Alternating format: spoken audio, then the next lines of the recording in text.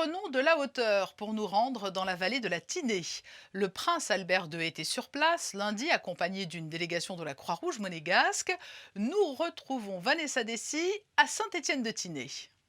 Situé en plein cœur du parc national du Mercantour, à proximité de la station de ski Oron, Saint-Étienne-de-Tinée offre un étonnant patrimoine à près de 3000 mètres d'altitude.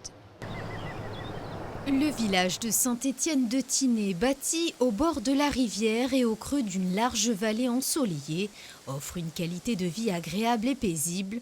Son environnement naturel riche laisse entrevoir un patrimoine culturel et historique. Depuis de nombreuses années, la vallée de la Tinée, composée de 14 communes, est chère aux habitants de la principauté. Aujourd'hui, nous sommes vraiment honorés de la présence du prince. Il y a des liens très forts. Nos amis monégasques fréquentent beaucoup notre village et essentiellement notre station de sport d'hiver Oron.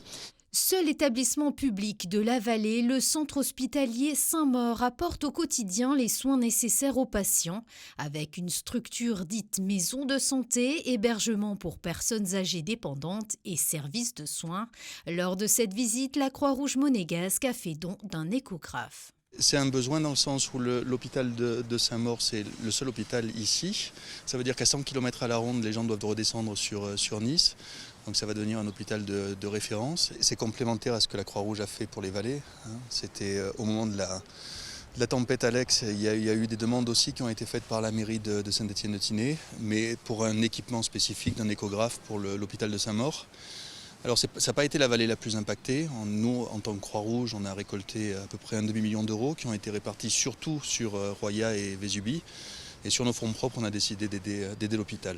La maison du parc national du Mercantour est un nouvel établissement qui permet de découvrir les merveilles de la région. L'établissement propose des animations en lien avec la découverte du patrimoine, des projections et des expositions. Le thème principal se tourne vers le changement climatique, mis en cause dans la dernière catastrophe.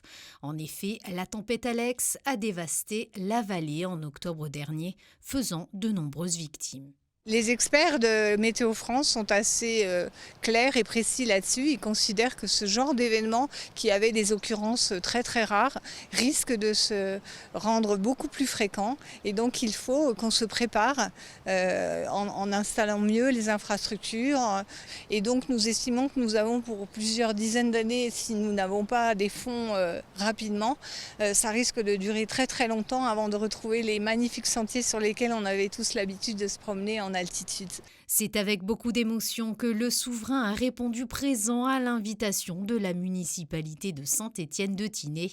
Une jolie façon de remercier le prince Albert II pour ses actions en faveur de la vallée.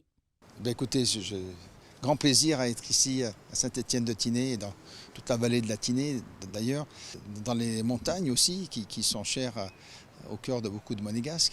Et donc c'est tout naturellement que bien sûr j'ai répondu au travers de la Croix-Rouge, mais aussi personnellement aux différentes sollicitations pour venir en aide, suite bien sûr aux dégâts causés par la tempête Alex.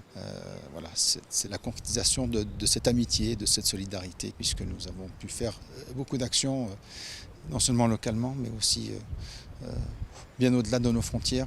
Et cette journée s'est achevée par la photo devant le minibus offert par le souverain à l'association sportive du Collège Jean Franco.